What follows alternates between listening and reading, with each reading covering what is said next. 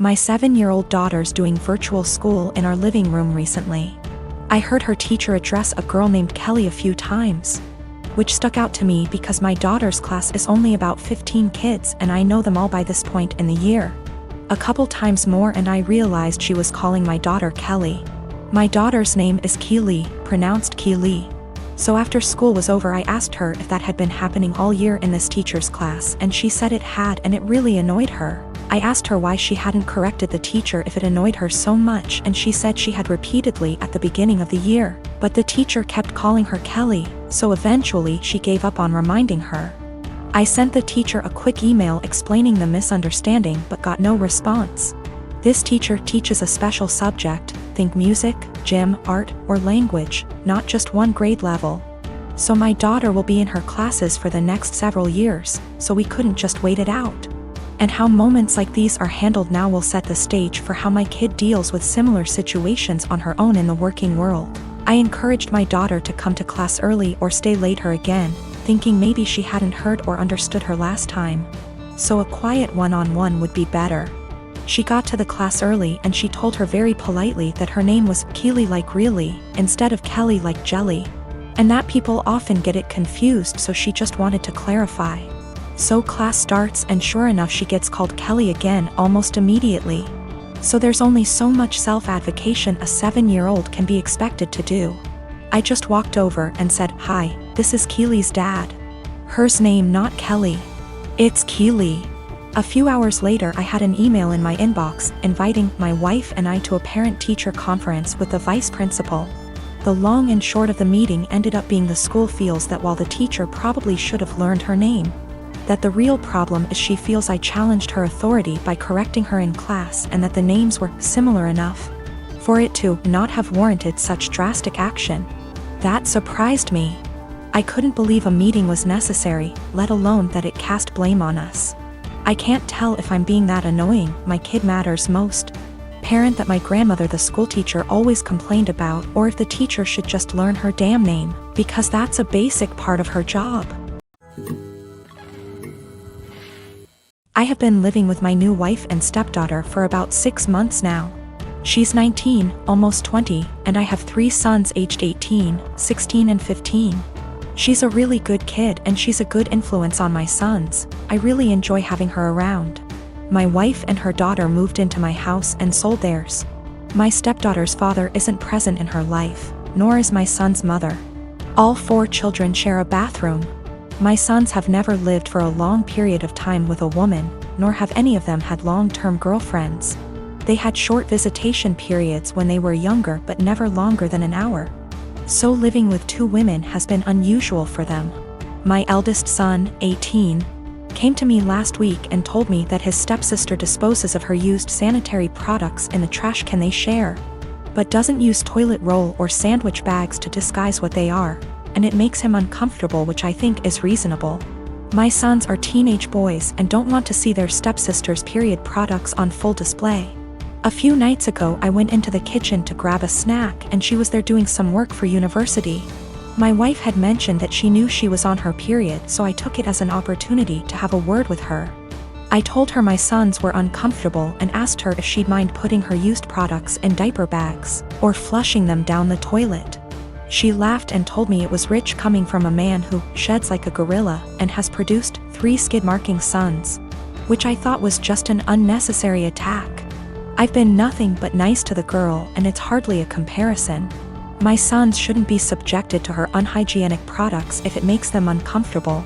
She went on to lecture me about how tampons can't be flushed and that it's bad for the environment if she uses diaper bags for everyone, which I think is just an excuse. I called her a scruff and told her that this was my house and that what I say goes. I later asked my wife if she could have a word with her and she told me I was being ridiculous and that her daughter has had her period for 10 years and knows what she's doing.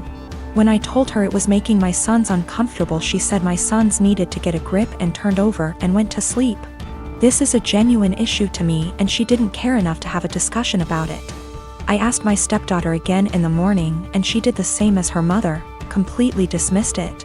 Both of them have told me to stop being so silly, but I don't see how I'm being unreasonable when it makes my sons uncomfortable. I'm in a relationship with a guy who also works in tech. He makes $68K and I make $130K. I am a mechanical engineer at a robotics startup. He works at a more stable job doing programming at a large company. He brought me to meet his friends at a party and they asked me about myself. His friends mostly work in tech too and talked about themselves in terms of their jobs. I told them I'm an hiker, I do archery, I love road trips and camping and riding dirt bikes, etc. Basically talking about my hobbies because work is just a way to get paid to do the shit I love. It's not how I define myself and it doesn't come to mind when someone wants me to tell them about myself. One of his friends asked about work and I said, oh gosh, I don't want to talk about work at a party. Spent my whole day sweating my ass off in 95-degree heat trying to replace this busted-ass motor just to find the replacement. I wasn't lying or trying to downplay that I have a good job, that really is how I spent my day. And I wasn't in the mood to talk shop at a party. Some other conversations came up casually that probably also made me seem poorer, like me saying that car dealership repairs were a ripoff, and telling my boyfriend that my childhood neighbor's trailer caught on fire and I was gonna visit and help her out. I wasn't doing it on purpose, I was literally just talking about my life, but I guess I gave the impression I was poorer.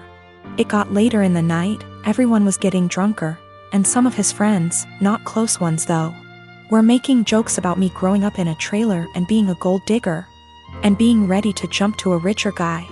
Really misogynistic shit honestly, since they don't even know me and seemed to just assume all girls are good diggers. He didn't say anything. He later said it was because he'd smoked weed and gets quiet and has trouble carrying on a quick conversation when he's high. But regardless, I felt hurt he didn't say anything. I got irritated with his friends and asked, now why the hell would you say that when I make twice what he does? His friends went quiet for a second and I continued, there ain't no gold to dig here, not with him or anyone at this party. So do y'all think I'm cheap, or do y'all think? My boyfriend wanted to leave the party shortly after and he was pretty upset with me for telling everyone I make twice what he does. I said I would have held my tongue if he'd checked his friends himself. But he didn't say anything, so I wasn't about to let them talk to me like that. He said it was humiliating and now everyone thinks I may. And I flippantly said at least they know I'm a rich. He was angry I embarrassed him when I spoke up. I was angry I had to say anything at all because his friends were talking shit, so it should be on him to check them. I grow indoor plants and keep them around the house, whether by the kitchen window or out on the front porch. I have a variety of plants like lily, aloe vera, also flowers, and they all require care and attention. It's a hobby of mine, and because I don't own enough space I just stick to indoor planting. I have a 16-year-old stepson Sean who loves to pull all kinds of pranks and has been trying some weird pranks on me lately. I don't mind it as long as he's happy, and also because nothing is too serious, just hiding my farming tools / replacing them with damaged ones and so on. He just keeps messing around like any other kid. Days ago he posted a FB video of him spraying cold water on me when I was sleeping. It was embarrassing since he shared it with family. I got mad at him and had him delete it despite him begging me to let him keep it. He kept sulking afterwards and had his mom try to convince me to let him repost the video, but I thought that was crazy request. Sean suddenly became friendly and asked if he could water my plants. I was glad he asked and gave him the watering can and told him to start with the plants in the kitchen. He was gone for a few minutes, then he got back and started watering all the plants in the house. Later in the evening I was cleaning my tools and there was a weird smell coming from the watering can. It smelled like bleach. I freaked out and checked my plants and the same smell was coming from them. I confronted Sean and asked what he watered the plants with. He acted dumb and said nothing, but I found a bottle of bleach in his room which made me lose my temper. He admitted watering my plants with bleach to get back at me for making him remove the video. I was mortified. I immediately canceled the weekend trip to the national park that he was looking forward to. He started crying saying it was too much and he made a mistake in moment of clouded judgment.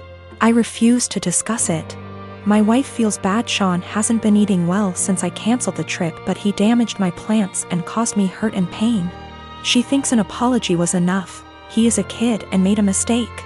She wanted me to let it go, but I said canceling the trip is his official punishment. Period. I got called unreasonable and stubborn for this, and that I don't respect her as a parent too. Sean has this mentally that if he admits doing something wrong then he'll be forgiven. This isn't how it should be, but his mother thinks admitting to it and apologizing should be the end of it.